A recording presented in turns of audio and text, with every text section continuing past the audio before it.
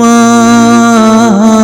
তুমি আমার আগে যেও না গো, মা তুমি আমার আগে যেও না কোমরে। গানের এই লাইনটা হয়তো আমরা সবাই গাই, কিন্তু বাস্তবতা যেন ঠিক উল্টো কথা বলে। চারদিকে ঈদের আনন্দ, নতুন পোশাক, পরিবারের হাসি আর কোলাহল, অথচ গাজীপুরের এই পুনর্বাসন কেন্দ্রের ভেতরে ঈদ মানে নিঃসঙ্গতা, অপেক্ষার বুক ভাঙা দীর্ঘশ্বাস।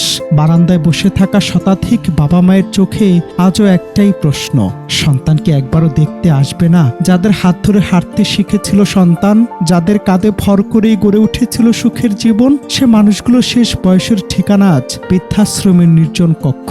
ঈদের দিনে যেখানে ঘর ভরে থাকার কথা নাতি নাতনিদের হাসিতে, সেখানে নেমে এসেছে পিনপতন, নীরবতা। এই প্রবীণদের কেউ ছিলেন শিক্ষক, কেউ সরকারি কর্মকর্তা, কেউ বা দিনমজুর বাবা। সবার গল্প আলাদা, কিন্তু পরিণতি একই। বয়স 60 পেরোনো পাখি বেগম একসময় ছিলেন শিক্ষিকা। জীবনের সেরা সময়টা কাটিয়েছেন সন্তানদের মানুষ করতে, অথচ আজ ছেলের অবহেলায় তার আশ্রয় এই পুনর্বাসন কেন্দ্রে। কাপা কণ্ঠে তার ভাষ্য, ঈদেলে খুব কষ্ট হয়, মনে হয় যদি একবার ছেলেটা এসে বলতো মা চলো বাড়ি যাই। শুধু পাখি বেগম নয়, এখানে থাকা অনেক বাবা মায়ের সন্তানই প্রতিষ্ঠিত, কেউ ইঞ্জিনিয়ার, কেউ বিদেশে সুখের সংসারে ব্যস্ত, কিন্তু জন্মদাতা এই মানুষগুলোর খবর নেয়ার সময় যেন কারও নেই। বৃদ্ধাশ্রমে আমার মেজো ছেলে এখানে রাখে গেছে, ও মাঝে মাঝে খবর নেয়, এই বছরে একবার এসে দেখিয়ে যায় আমাকে। তারপরে তকদিরের দোষ, আমার তকদিরের জন্য এখানে এটা কোনোদিন ভাবিনি যে এই বৃদ্ধাশ্রম আসা লাগবে। ছেলে ছাড়া তো খারাপ লাগবে, এটা তো আপনারা নিজেরাও সন্তান, বুঝতে পারেন যে আপনার মা কি চায়। তো সেই হিসেবে আমি বলবো যে ছেলে ছাড়া আমার খুবই খারাপ লাগতেছে, যার ফলে মনটা খারাপ থাকে, হাসি খুশি থাকতে পারি না। ঈদ ভালো হয়, কিন্তু একটা মার জন্য ভালো কি সেটা একমাত্র আল্লাহ ছাড়া কেউ বলতে পারবে না। কাকে দেখাবো, দেখানে লোক নেই, আমার এই জগতে কেউ নেই বাবা, খারাপ আল্লাহ ছাড়া কেউ নাই। আজকে কি আমার ছেলের এখানে থাকলে, বেঁচে থাকলে কি আমি এখানে আসতাম? যাও এই যে বেটা যাও, একটা বেচা 17 লাখ বেচা, নিশা পরে আমার ভাগ্যের শিক্ষিত লোক, তোমার সময় সব বিচারবো, পরে হেরা বলে সন্তান ভাই আমার চলে গেছেন, আমার মেয়ে আর আমার ভাগ্যে আইবো, ইজার পর আইবো বসবো চলে চাবি মারালাম, আমার এমন মারা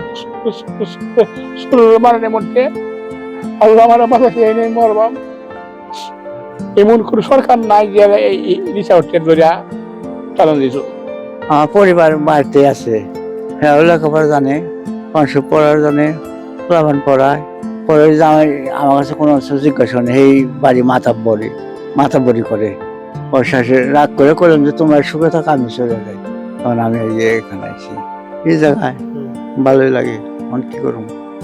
সমাজ বিশ্লেষকরা বলছেন, যৌথ পরিবার ভেঙে দেয়া, আত্মকেন্দ্রিক জীবনযাপন আর অর্থকেন্দ্রিক মানসিকতায় বাড়িয়ে দিচ্ছে এ নির্মম বাস্তবতা। একসময় বাবা মা ছিলেন পরিবারের আশীর্বাদ, আর এখন অনেকের কাছে তারা যেন বোঝা। সামাজিক যোগাযোগ মাধ্যমে বাবা মাকে নিয়ে আবেগঘন স্ট্যাটাস দেয়া মানুষগুলোর মাঝেও বাস্তবে দায়িত্ববোধের ভয়াবহ সংকট দেখা যাচ্ছে। অথচ ইসলাম, মানবতা, সংস্কৃতি সব জায়গাতেই বাবা মায়ের মর্যাদা সর্বোচ্চ। গত ঈদেও আমি বাড়ি যাইনি, এই ঈদেও যাইনি। হ্যাঁ, তো ওনারা আমার পরিবারের মতো, যদি আমি দায়িত্বের মধ্যে পড়ে, মানে কাজগুলোর দায়িত্বের মধ্যে থাকার কারণে আমি যাইতে পারি না। এখানে আপনার পুরুষ আছে আপনার 45 জন, মহিলা আছে 48 জন।